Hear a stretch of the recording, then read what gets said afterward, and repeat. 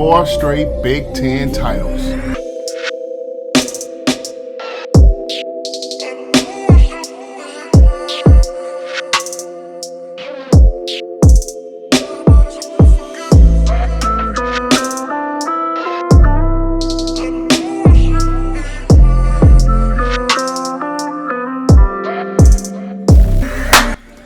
Yo, what's up, world? Welcome back to the channel. APW Sports signing in, and Ohio State did it. 4 straight Big Ten Conference Championship game titles as we win 22-10 against Northwestern. There's a lot to get into within this contest, but before I get into this reaction, I just want to make sure you guys are staying safe. I know it's a lot going on, and I just want to make sure you guys are staying safe.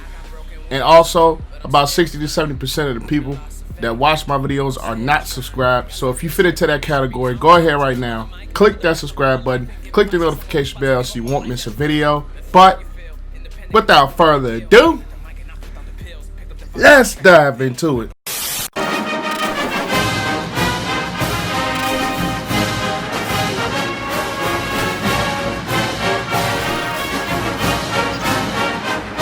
The first thing is first. Trey Sermon is an absolute beast. Absolute beast in this ball game. Breaks the Ohio State record for rushing yards in the game, set by Heisman Trophy winning Eddie George with 331 yards.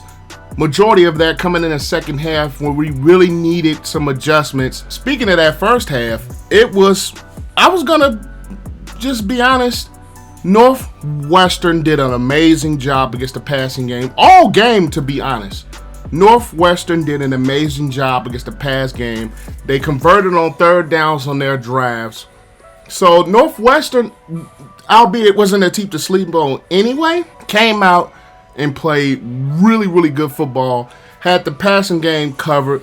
Justin Fields looked, let's just say it, not his usual self. He was not the same guy that we've been used to and accustomed to seeing throughout the course of his Buckeye career. His numbers were by far the worst numbers of his career. The Ohio State defense still made plays. They were still able to keep Northwestern out of the end zone, except for only once.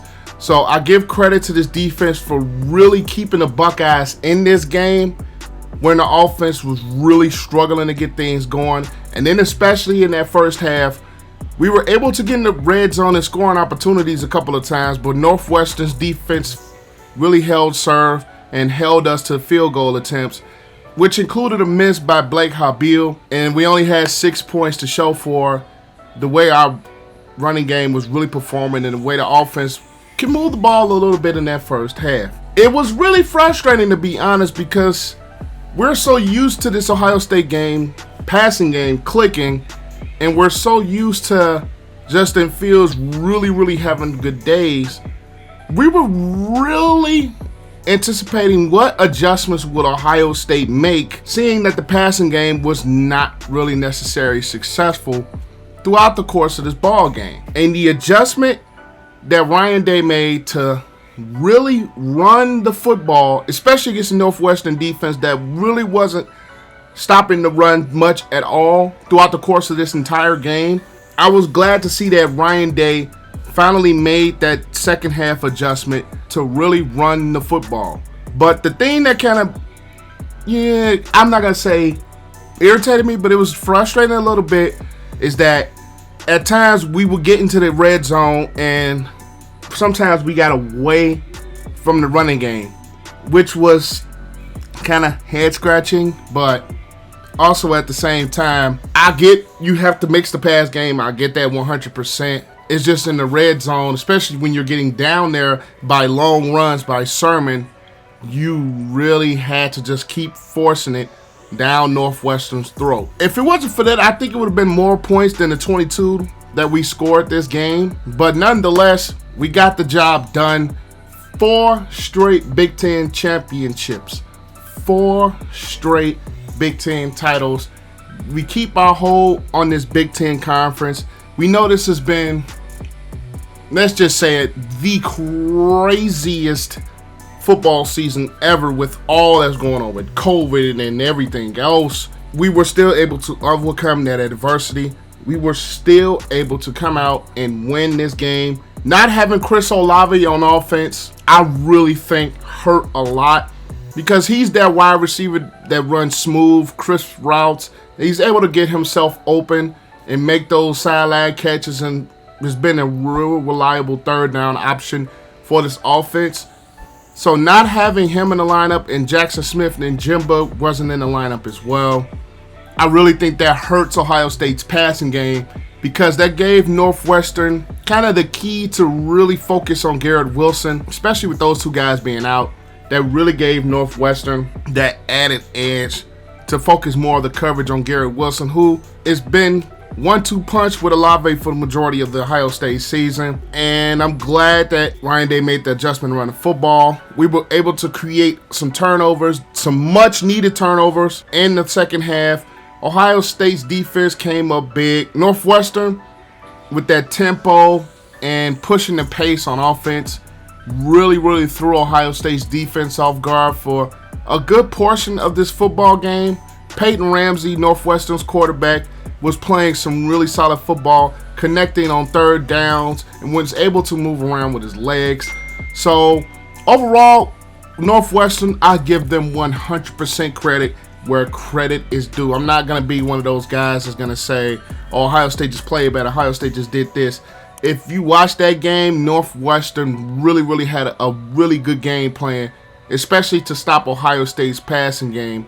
Even though without the weapons of Olave and Jackson Smith and Jigba, I still think Northwestern's game plan would have worked. It might have looked a little bit different with those weapons in the lineup, but the way Northwestern was playing the pass and the way they were getting after Justin Fields, who, I'll be honest, he holds the ball a little bit too long, especially with this athletic ability.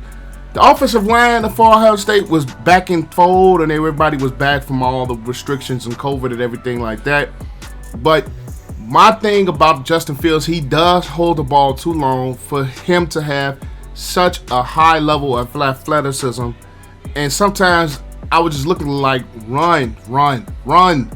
Sometimes I was just waiting for him to take off, because that would have been an added weapon as far as the passing game goes. They were going to have to account even more for his legs, because he wouldn't have been sitting in the pocket for so long and holding the football. But that just sums up Justin Fields. He's one of those quarterbacks that loves to take shots down the field. He loves to throw the ball around with his arm.